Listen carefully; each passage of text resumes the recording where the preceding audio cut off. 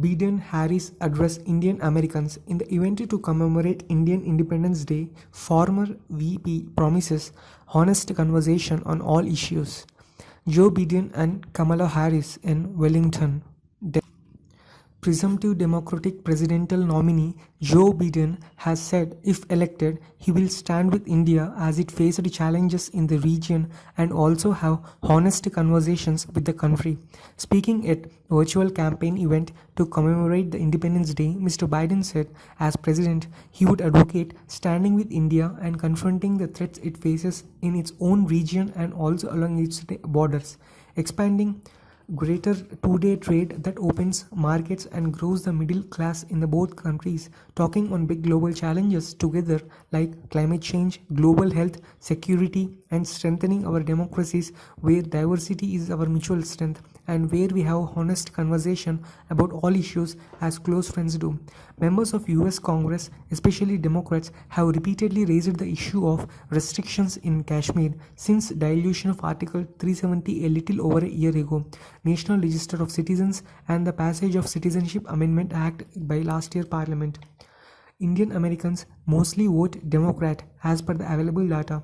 Nevertheless, Democrats are apparently not taking any chances. Democratic National Committee DNC chairman Tom Perez, speaking at campaign event a few weeks ago, had urged Indian Americans to vote. Even small numbers are in a position to make a difference in the battleground states, where there are 1.3 million Indian Americans as per the Democrat estimates in the America. What is the role of in nuclear deal? Well, talking to the above conversations, the role in nuclear deal. At Saturday's event, Mr. Biden highlighted his role in leading the efforts to approve the US-India civil nuclear deal. Mr. Biden was presumably referring to being a ranking member in US President George Bush announced the deal when the chair 2007 to 2009 of the Senate Foreign Affairs Committee as the legislation was making its way through the US Congress. Mr. Biden offered his sympathies to Indians who had been the victims of hate crimes and those impacted by US President Donald Trump's temporary suspension of H-1B visas, which he called sudden and harmful. While it sometimes may not feel like the America of your dreams, we will overcome and build back better than ever, he said. Part of Biden campaign platform is to reform the temporary work visa programs so that wages are not undermined before expanding the number of high-skilled worker visas. Mr. Biden recently selected running mate Senator Kamala Harris, who has also been supporter of reform for legal migrants. In 2019, she sponsored a bill that would increase the country caps for green cards for countries like India and China that had backlogs. In love for good idlis, it was commented.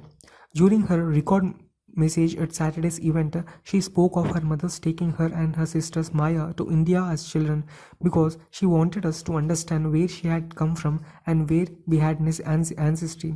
And of course, she always wanted to instill in us a love of good idli, Mr. Harris joked.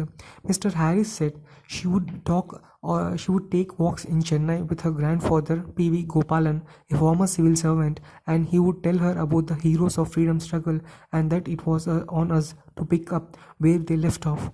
Those lessons were big reasons why I am who I am today, she said. The reasons where is a kinship between everyone who is a product of South Asian diaspora, no matter how diverse our backgrounds may be, is because we also share a set of values forged by overcoming colonial past, not only in one nation but in two, values like tolerance, pluralism and diversity, she mentioned. Biden administration would place a high priority on continuing to strengthen the India-US relationships, the report said.